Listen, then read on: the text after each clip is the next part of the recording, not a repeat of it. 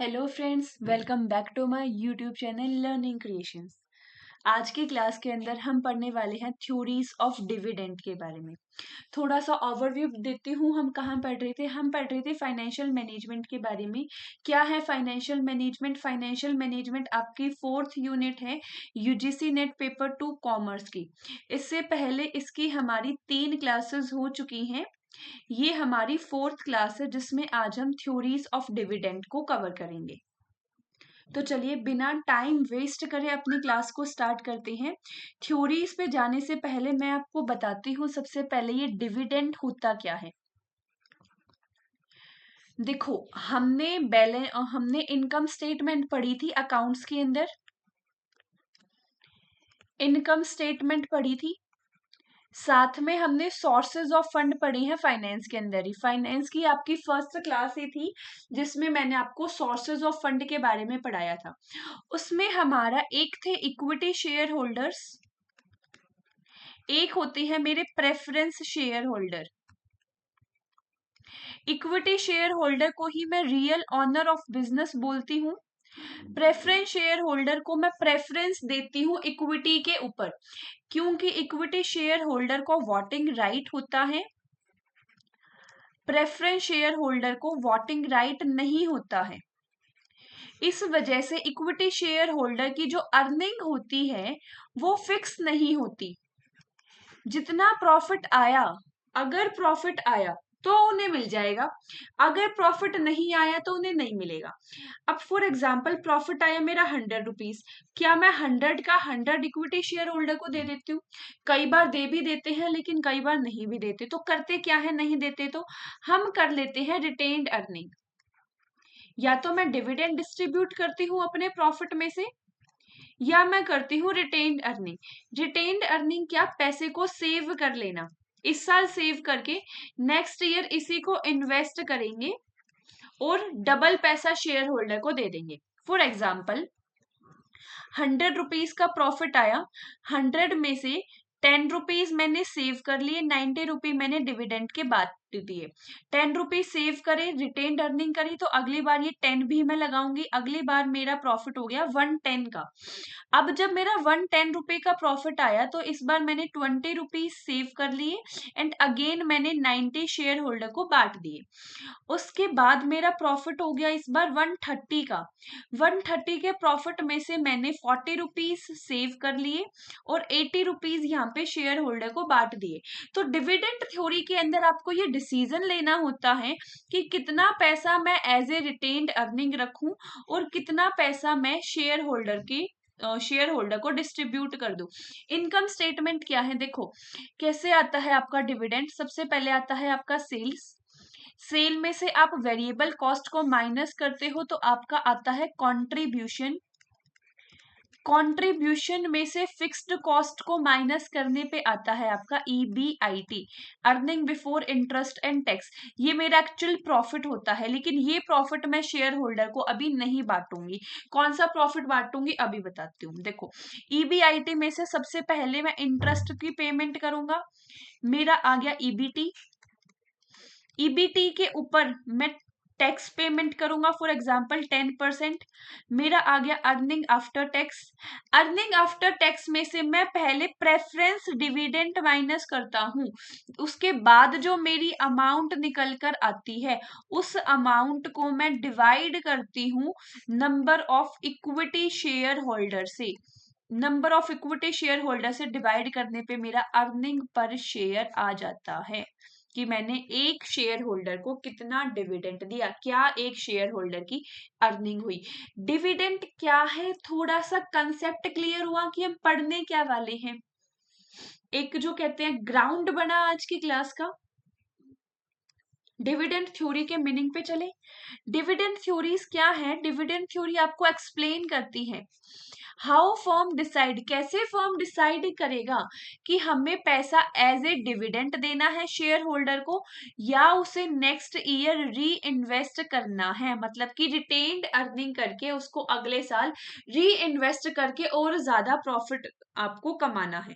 तो इसके अंदर भी आपकी रेलेवेंट इन इरेलीवेंट अप्रोचेस आती हैं, जैसे हमारे कैपिटल स्ट्रक्चर की थी। रेलेवेंट अप्रोच आपको क्या बताती है? रेलेवेंट अप्रोच आपको बताती है डिविडेंड डिसीजन से हमारे फर्म की वैल्यू पे फर्क पड़ता है। Dividend decision impact on value of firm, value of firm पे डिविडेंड का इम्पैक्ट पड़ता है, ये बताती है रेलेवेंट थ्योरी। वहीं पे इरेलीवेंट थ्योरी आपको क्या बोलती है कि डिविडेंड डिसीजन से कोई फर्क नहीं पड़ता, तुम अर्न कितना कर रहे हो, तुम प्रॉफिट कितना कमा रहे हो, उससे फर्क पड़ता है। क्योंकि डिविडेंड तो देखो आज नहीं दोगे तो कल दोगे, जो पैसा रिटेन्ड अर्निंग करोगे उस पे भी तो अगली बार प्रॉफिट कमाओगे ना, और एट लास्ट आना तो इक्विटी शेयर होल्डर के हाथ में ही है। तो ये फर्क नहीं पड़ता कि डिविडेंड अभी दे रहे हो या कब दे रहे हो, क्योंकि एट लास्ट प्रॉफिट तो शेयर होल्डर का ही होगा। री इन्वेस्ट करके अगेन नेक्स्ट टाइम ज्यादा प्रॉफिट कमाओगे, वो भी तो शेयर होल्डर को ही मिलेगा। तो इरेलीवेंट थ्योरीज आपको कहती हैं डिविडेंड डिसीजन से कोई इम्पैक्ट नहीं पड़ता हमारी वैल्यू ऑफ फर्म पे। Got it? एक पॉइंट और याद रखना इरेलीवेंट अप्रोच के लिए, जो एक ना जो शेयर होल्डर होते हैं, शेयर होल्डर के पास पैसा अर्न करने का प्रॉफिट के दो ऑप्शन होते हैं।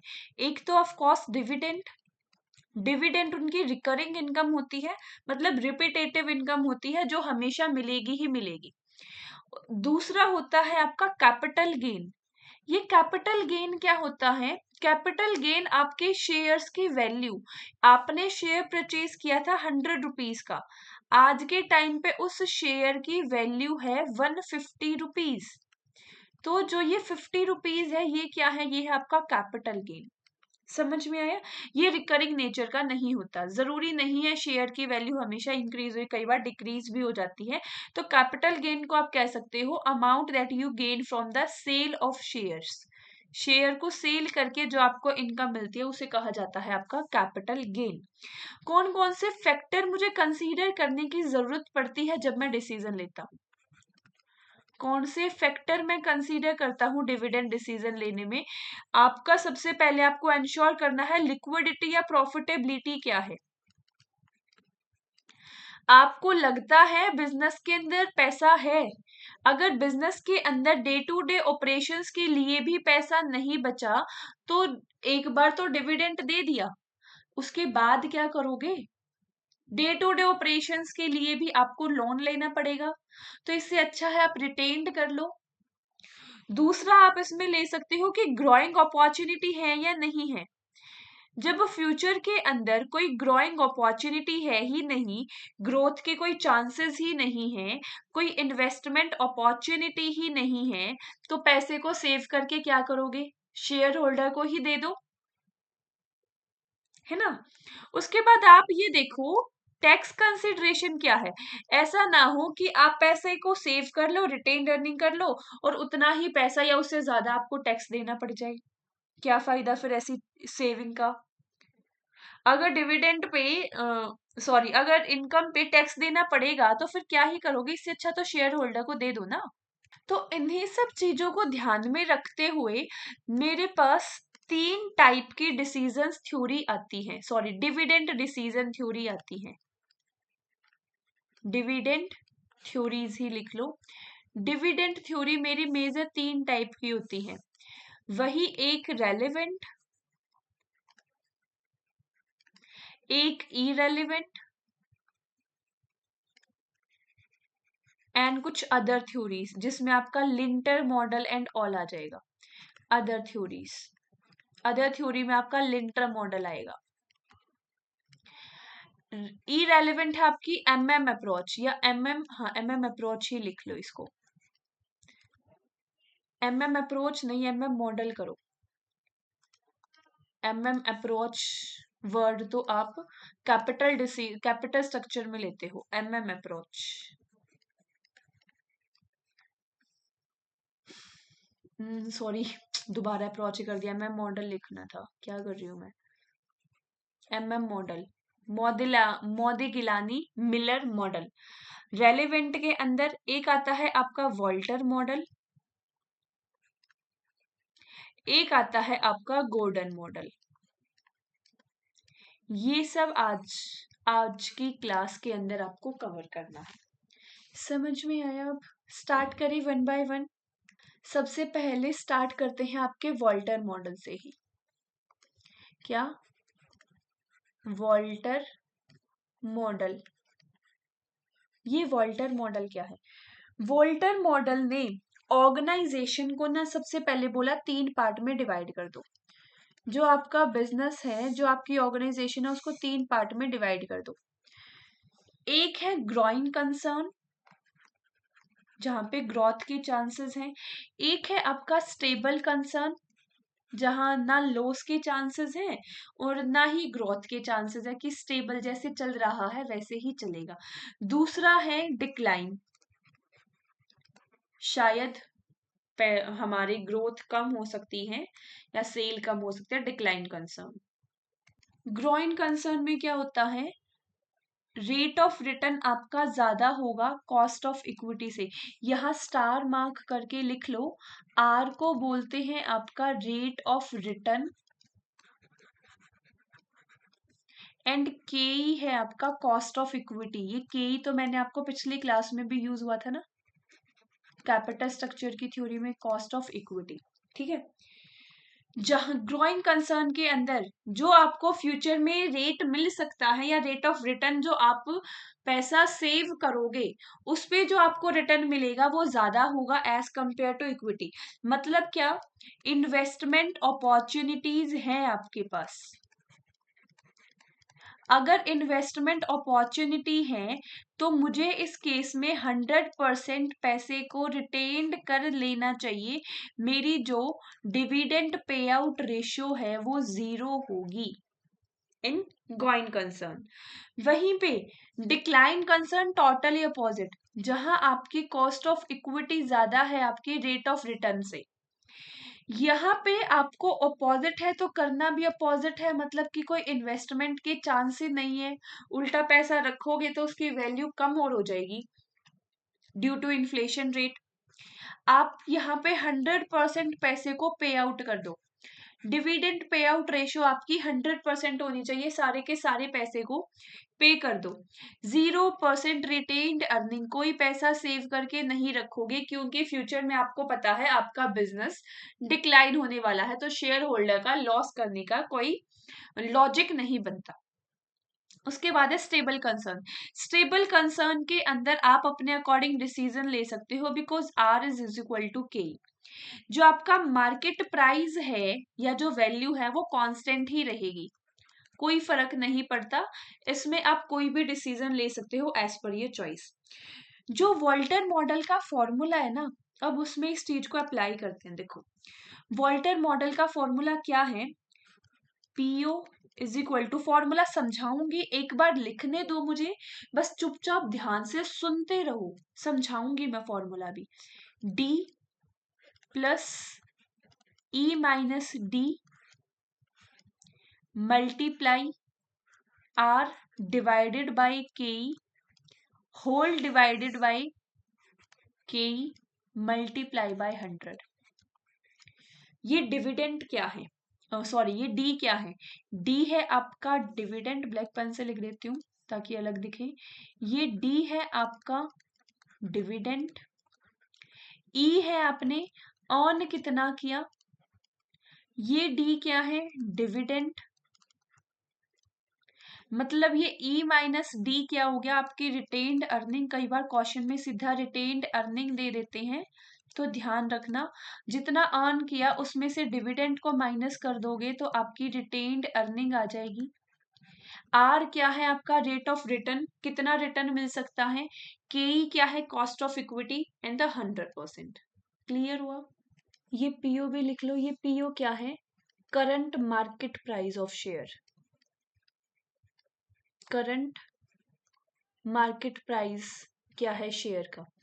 अगर मेरा करंट मार्केट प्राइस जितना ज्यादा है उतना मेरे फर्म के लिए बेटर होगा, ये कह सकते हैं। ठीक है, अब 3 सिचुएशन एक क्वेश्चन कर ले, इसको छोड़ दो, सिचुएशंस को भी छोड़ दो, सीधा प्रैक्टिकल क्वेश्चन पे ही आते हैं। एक प्रैक्टिकल क्वेश्चन कर लेते हैं इसी का।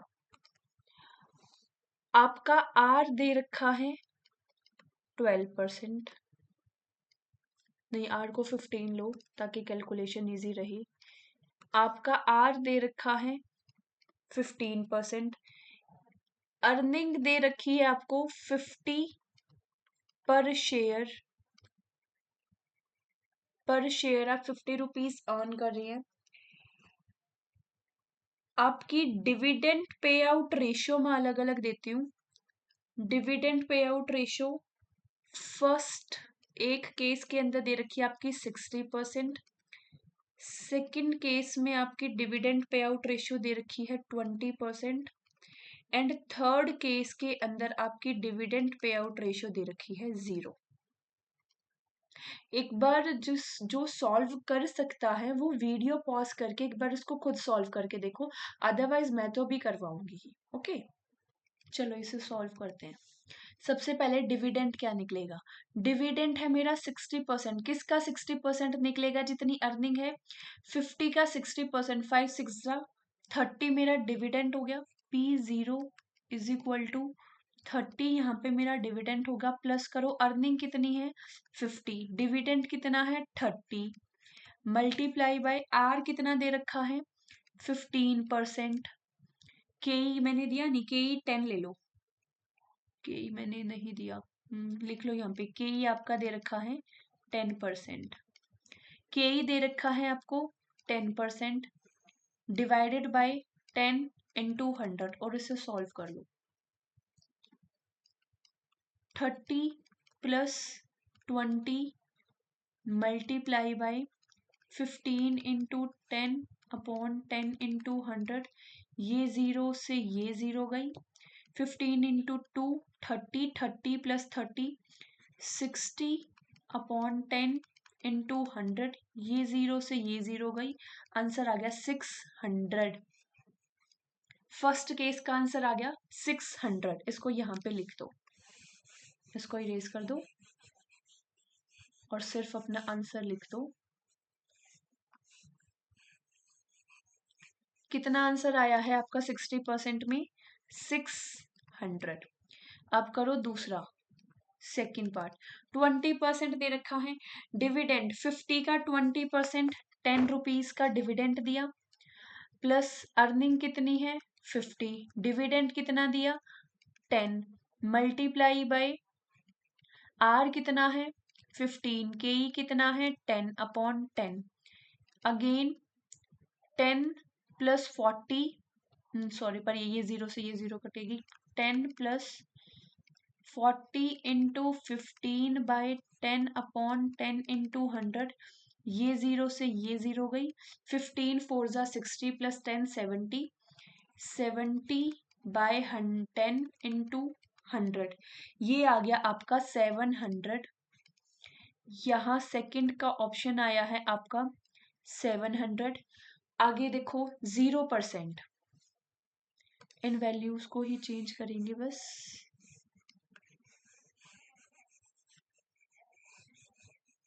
अब है आपका डिविडेंड पे आउट रेशियो 0%, 0% में डिविडेंड रहेगा आपका 0, earning 50 minus 0 is equal to 50 ही होगा, मल्टीप्लाई रेट ऑफ रिटर्न है आपका 15%, कॉस्ट ऑफ इक्विटी है 10, 10 0 से 0 ये गया, 15 5 जा 75 अपॉन 10 इंटू 100, ये क्या आ गया 750। 0 के केस में आ गया आपकी retained sorry current market price आपका 750। कुछ ऑब्जर्व कर पा रहे हो अब यहाँ पे? कुछ ऑब्जर्व कर पा रहे हो? यहाँ पे मैंने कर दिया हैंड्स प्रूव्ड। कैसे जी? ऐसे जैसे जैसे आपकी डिविडेंड पे आउट रेशियो यहाँ पे कम होती जा रही है, आपका अर्निंग प्राइस शेयर बढ़ता जा रहा है। मेरे को रीजन बता सकता है कोई ऐसा क्यों है? रीजन जी, पहला रीजन, यहाँ आपकी कॉस्ट ऑफ इक्विटी 10 है एंड आपका रेट ऑफ रिटर्न 15 है। मैंने बताया था जहां रेट ऑफ रिटर्न ज्यादा होगा कॉस्ट ऑफ इक्विटी से, वो आपका गोइंग कंसर्न होता है। गोइंग कंसर्न के अंदर मेरा मैक्सिमम प्राइस या मैक्सिमम करंट मार्केट प्राइस कब निकलेगा, जब मेरी डिविडेंड पे आउट रेशियो 0 होगी एंड मेरी रिटेन्ड अर्निंग 100% होगी। मतलब मैं सारा पैसा रिटेन कर रहा हूं। क्या अब कह सकती हूं मैं हैंस प्रूव्ड?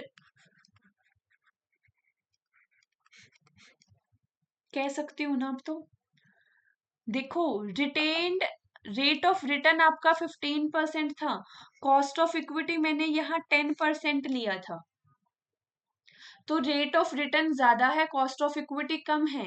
गोइंग कंसर्न है, गोइंग कंसर्न में जितना कम मैं डिविडेंड पे आउट रेशियो रखूंगा उतना मेरे लिए बेटर है। तो जितना कम मैं डिविडेंड पे आउट रेशियो करता जा रहा हूं उतना ही मेरा ओवरऑल मार्केट प्राइस जो है वो बढ़ता जा रहा है। हो गया ना हैंस प्रूव्ड? कुछ एजम्पशंस भी लिख लो इसकी यहीं पे साथ साथ।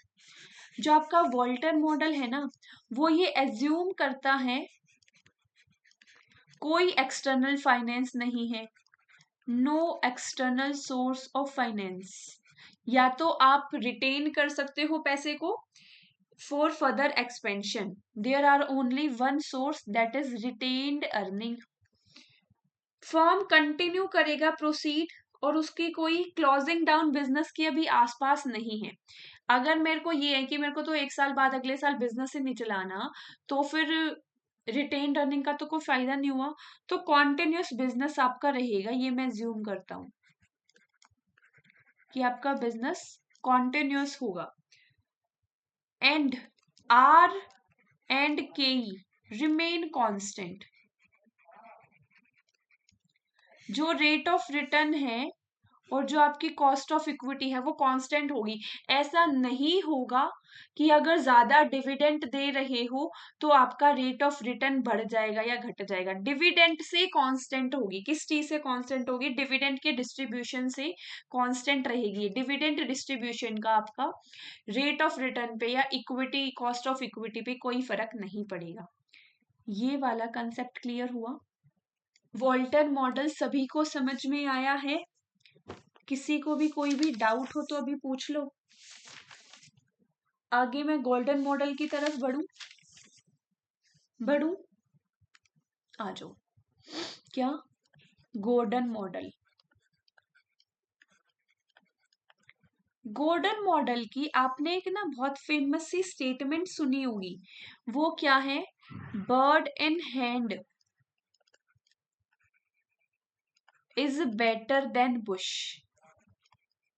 Is better than Bush. Statement आपको बोलती है कि आपके हाथ में पैसा होना चाहिए, बुश में कहीं दूर पैसा होना इज योर अनसर्टेनिटी। हाथ में पैसा है तो मतलब ज्यादा सेफ है। तो डिविडेंड डिसीजन आपकी रेलेवेंट इसीलिए ही बनता है। हाँ, ये भी आपका रेलेवेंट क्यों बना? क्योंकि आपके डिविडेंड पे आउट रेशियो में चेंज करने की वजह से आपके पीओ के अंदर करंट मार्केट प्राइस के अंदर डिफरेंस आया। समझ में आया? आपका गोल्डन भी रेलेवेंट है। क्यों? क्योंकि ये बोलता है कि आज से 2 साल बाद में मेरे को पैसा मिले उससे बढ़िया है कि मेरे को आज ही मिल जाए। क्योंकि आगे क्या है? Future is your uncertain. समझ में आया? ये आपको बोलता है, ये क्या स्टेट करता है?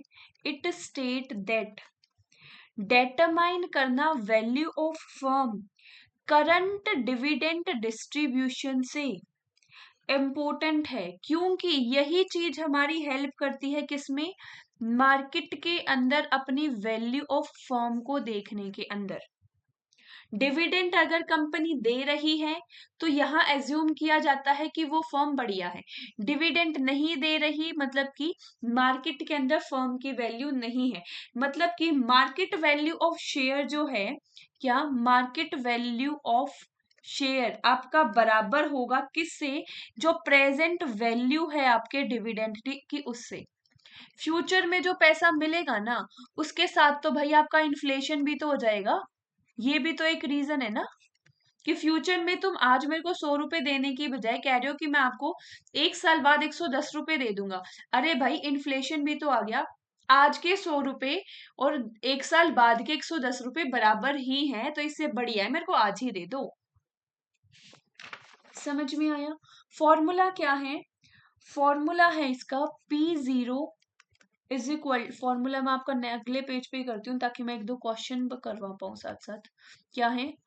P0 इज इक्वल टू, चुपचाप लिख लो, बस समझाऊंगी formula. 1 - b upon K minus b into R multiply by 100। R क्या है? वही रेट ऑफ रिटर्न। बी क्या है? बी है आपके यहाँ पे रिटेंशन रेशियो, कितना पैसा तुम रिटेन कर रहे हो। बी यहाँ पे है आपका रिटेंशन रेशियो। ये 1 है आपका 100% पैसा जो आपने अर्न किया, माइनस करो उसमें से कितना पैसा आपने रिटेन्ड कर लिया। इसका भी एक क्वेश्चन दे दूं, इसका भी एक क्वेश्चन दे दूं, लिख लो।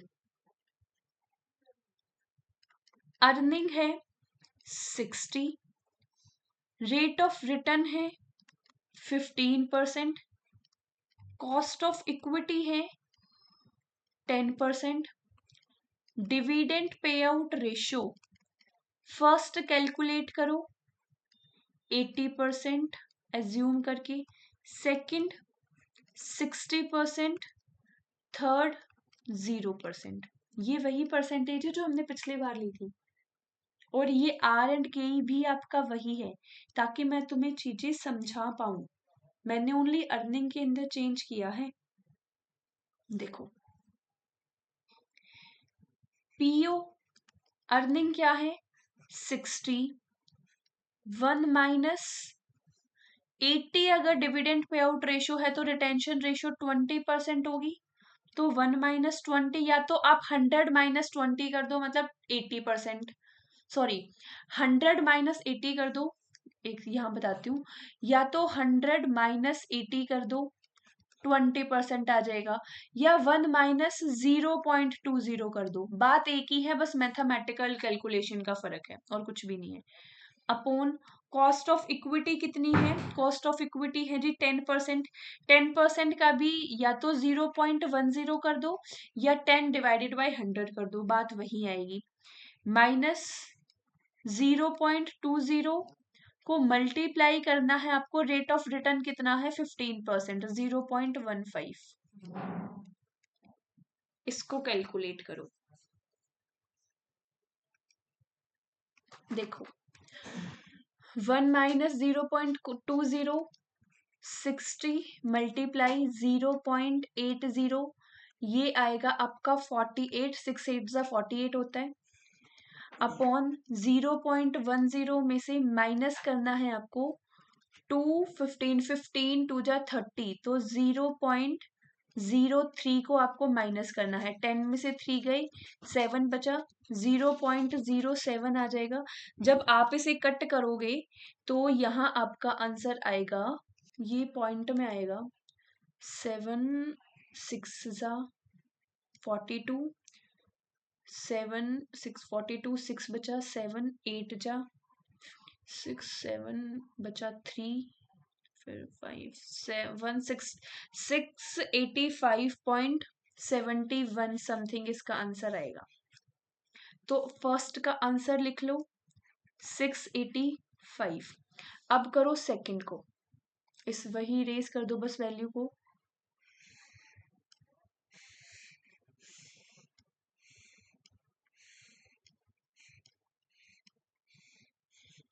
करो। इसमें क्या होगा,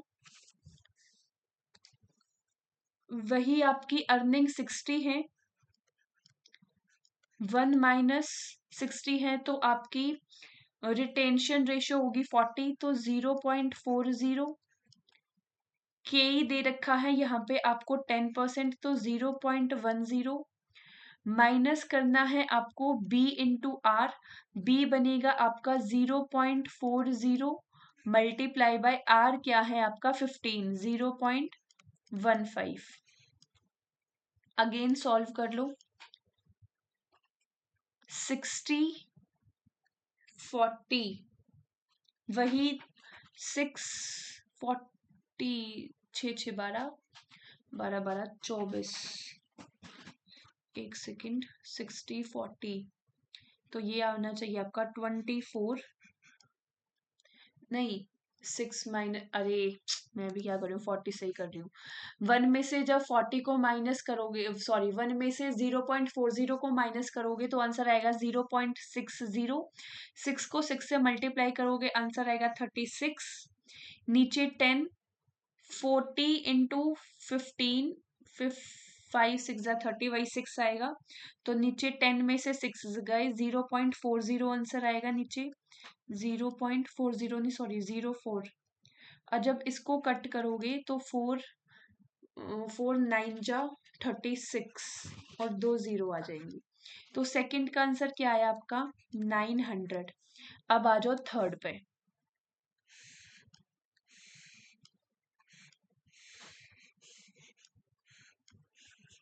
थर्ड में क्या है, इक्विटी है वही 60%, इक्विटी नहीं अर्निंग, अर्निंग है वही 60%, 1 माइनस बी, रिटेंशन रेशियो क्या है 0 है, 1 में से 0 को माइनस करोगे 1 ही आएगा।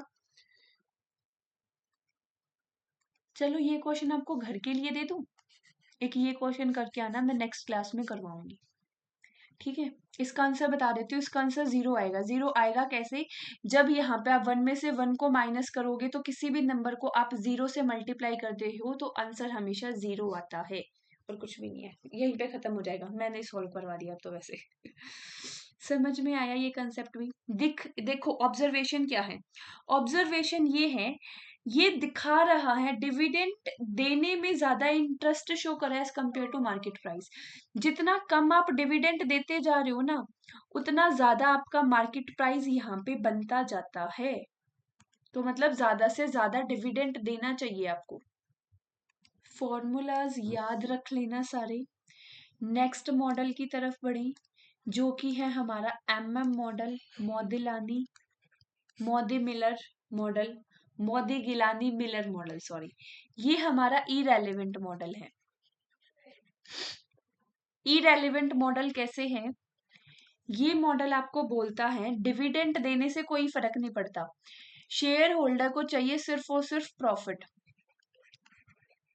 चाहे वो प्रॉफिट उसको डिविडेंड के तरीके से मिले, चाहे वो प्रॉफिट उसको कैपिटल गेन से मिले। तो आपके शेयर होल्डर को ये मतलब नहीं है पैसा कहाँ से आ रहा है, उसको सिर्फ और सिर्फ प्रॉफिट से मतलब होता है, इसीलिए इसको बोला जाता है इरेलीवेंट मॉडल। इसका फॉर्मूला क्या है, इसका फॉर्मूला है आपका P0 1 प्लस के minus D1 is equal to P1। इसका भी एक क्वेश्चन देती हूँ, इसका क्वेश्चन आप लोग सॉल्व करके मेरे को बताओगे। यहाँ आपका के है 8%, अर्निंग पर शेयर है आपका 50 rupees, dividend pay out ratio ले लो, फर्स्ट केस में 40%, सेकेंड केस में 20% एंड लास्ट इज 0। अरे मैंने ये नहीं बताया, देखो P0 क्या है यहाँ पे आपका करंट मार्केट प्राइस, ये है आपका current market price, current market price. 1 plus के ही है आपका कॉस्ट ऑफ इक्विटी, D1 है आपका डिविडेंड पे आउट रेशियो जो आप करंटली पे कर रहे हो, एंड P1 है कि फ्यूचर में आपका कितना प्राइस हो सकता है। एक मैं करवा देती हूँ फर्स्ट, बाकी आप लोग करोगे। 600 आपका P0 दे रखा है, ले लो यहाँ पे P0 को ले लो, हर केस में सेम ही रखोगे 600, 1 प्लस के ई है आपका 8%, 0.80 लिख लो, 0.80 माइनस करना है आपको D1, D1 भी नहीं दिया मैंने, अरे D1, D1 तो कैलकुलेट कर सकते हो ना, अर्निंग प्राइस शेयर का 50 का 40%, 50 का 40% बनेगा आपका 20, तो ये ले लो 20, सॉल्व करो 60 इंटू 1.08 माइनस 20, इसका सॉल्व करके आपका आंसर आएगा 628, 628, 20% को जब आप सॉल्व करोगे आपका आंसर आएगा 638, यहाँ जब आप सॉल्व करोगे आपका आंसर आएगा 648, इसको सॉल्व कर लेना। मैं सीधा एक और ऑब्जर्वेशन की तरफ आपको लेके चलती हूँ क्योंकि क्वेश्चन मार्क बहुत प्रैक्टिस करवा चुकी हूँ, तो सीधा मैं एक ऑब्जर्वेशन की तरफ लेके चलती हूँ। देखो ऑब्जर्वेशन क्या है मेरी, P0 मैंने 600 लिया है, अब उसमें से 600 में से मेरा P1 कितना आया है, फर्स्ट केस में 628, ये P1 क्या है, P1 है मेरा फ्यूचर के अंदर मार्केट प्राइस क्या होगा मेरे शेयर का, तो जो ये 28 का डिफरेंस आया है ये क्या है, due to my capital gain, due to my capital gain ना। उसके बाद आओ ये 600, सेकंड केस में आपका 638 आया है, यहाँ जो ये 38 का डिफरेंस है ये क्या है आपका, ये भी कैपिटल गेन। थर्ड केस में 600, यहाँ आपके P1 की वैल्यू 648 आएगी, ये भी 48 का डिफरेंस क्या है आपका, कैपिटल गेन। बट अब मैंने डिविडेंड ही रेज कर दिया, मैं एक बार सॉल्व भी करवा देती हूँ गाइस, फटाफट करते हैं। फर्स्ट है आप फॉर्मूला आपका P0 1 प्लस के ई माइनस D1, किसका फॉर्मूला है, ये आपका P1 का फॉर्मूला है। P1 क्या है आपका, फ्यूचर में मार्केट प्राइस क्या होने वाला है। P0 है आपका 600, 1 प्लस 0.80 क्योंकि कॉस्ट ऑफ इक्विटी हमने 80 लिया था, माइनस डिविडेंड रेशियो हमारा 40 है, 50 का 40% आएगा आपका 20, यहां से आपका आंसर आया है 628, ठीक है। उसके बाद नेक्स्ट अगेन 600, इस बार मेरा डिविडेंड पे आउट रेशियो क्या है 20%, 20 का तो ये आ जाएगा मेरा, तो यहाँ इस बार मेरा आएगा 1.008 माइनस 10 क्योंकि मेरा डिविडेंड इस बार कितना है 20%, तो इसको सॉल्व करके मेरा आंसर आएगा 638। उसके बाद तीसरा केस करो 600, 1 माइनस 0.08, डिविडेंड इस बार मैंने 0 लिया है, कुछ में डिविडेंड भी पे नहीं कर रहा हूँ, तो ये 0 हो गया, तो यहाँ से मेरा आंसर आएगा 648। तो ये देखो कैपिटल गेन से मुझे 28 रुपीज मिले, यहाँ मुझे डिविडेंड से कितना पैसा मिला है, फर्स्ट केस के अंदर मुझे डिविडेंड मिला है 20 रुपीज का, सेकंड केस में 10 का एंड थर्ड केस में 0, यहाँ 20, यहाँ 10 एंड यहाँ 0। क्या आप देख पा रहे हो जो मैं दिखाना चाह रही हूँ, यहाँ भी शेयर होल्डर का प्रॉफिट 48, यहाँ भी 48, यहाँ भी 48, इसीलिए ही तो इसे इरेलीवेंट कहा जाता है। शेयर होल्डर को मतलब नहीं है आपका प्रॉफिट कैपिटल गेन से आ रहा है या डिविडेंड से, उसको सिर्फ और सिर्फ प्रॉफिट से मतलब होता है। इसको बढ़िया देख लो, एक बार ऑब्जर्व कर लो, फिर मैं आपको सारा रीड करवा देती हूँ, समझा मैंने दिया है। देखो डिविडेंड थ्योरीज है हमारी, रेलिवेंट थ्योरी में मेरा वोल्टर मॉडल है, वोल्टर मॉडल कहता है डिविडेंड अफेक्ट करता है मेरे फर्म की वैल्यू पे, इसने ये बोला है कि फर्म को डिवाइड कर दो 3 पार्ट में, एक है मेरा इंक्रीजिंग रिटर्न, कांस्टेंट रिटर्न और डिक्लाइनिंग रिटर्न। उसमें देखो रेट ऑफ इन्वेस्टमेंट और कैपिटल गेन के बेसिस पे, अगर रेट ऑफ इन्वेस्टमेंट आपका ज्यादा है और आपका कैपिटल गेन नहीं, सॉरी, कॉस्ट ऑफ कैपिटल, अगर आपकी कॉस्ट ऑफ कैपिटल कम है तो वो है आपकी ग्रोइंग स्टेज, मतलब आपके पास ग्रोथ के चांसेस हैं। सेम इसी तरीके से हमने डिक्लाइन स्टेज भी पढ़ा जिसमें आपका के ज्यादा होता है आपके आर से। स्टेबल के अंदर आपके दोनों बराबर होते हैं। हम यहाँ एज्यूम करके चलते हैं कि सारी की सारी अर्निंग को मैं री इन्वेस्ट करूंगा या फिर मैं डिविडेंड पे करूंगा, इसके अलावा अर्निंग का मैं कोई यूज नहीं करूंगा। Firm return on investment on cost of equity आपकी सेम रहेगी, के ई और आर को आप कांस्टेंट लेके चलते हो, कोई एक्सटर्नल सोर्स नहीं है फाइनेंस का। ये आपका कंक्लूजन हमने देखा विद प्रैक्टिकल। एंड क्रिटिसिज्म क्या है कि आपका रेट ऑफ रिटर्न और कॉस्ट ऑफ इक्विटी कांस्टेंट नहीं रहती है, जो कि हमने एज्यूम की है। समझ में आया? आगे आ जाओ। Golden model. गोल्डन मॉडल क्या है? बर्ड इन हैंड थ्योरी है, जिसके अंदर की आइडिया क्या दिया है कि इन्वेस्टर हमेशा प्रेफर करते हैं कि उनको डिविडेंड दे दिया जाए, क्योंकि future is all about uncertain. इसी के बेसिस पे ये आपकी ये थ्योरी आई है कि a bird in hand is worst two bird in bush. आज के टाइम पे आपके हाथ में 100 रुपए बढ़िया है, फ्यूचर में आपके 150 रुपए आने से, फ्यूचर बिकॉज अनसर्टेन है। एज्यूम क्या करता है? ये एज्यूम करता है इन्वेस्टर प्रेफर करते हैं सर्टेन डिविडेंड को over uncertain future profit. Higher dividend reduce कर देता है आपके रिस्क को, कोई टैक्स नहीं है, कोई ट्रांजैक्शन कॉस्ट नहीं है, आपकी कांस्टेंट कॉस्ट ऑफ कैपिटल है। कंक्लूजन क्या दिया? कंक्लूजन यही दिया, higher dividend increase the value of firm. हमने इसका भी प्रैक्टिकल क्वेश्चन देखा है। नेक्स्ट आ जाओ आपके मौदिगिलानी मिलर अप्रोच, जो कि इरेलीवेंट है आपकी।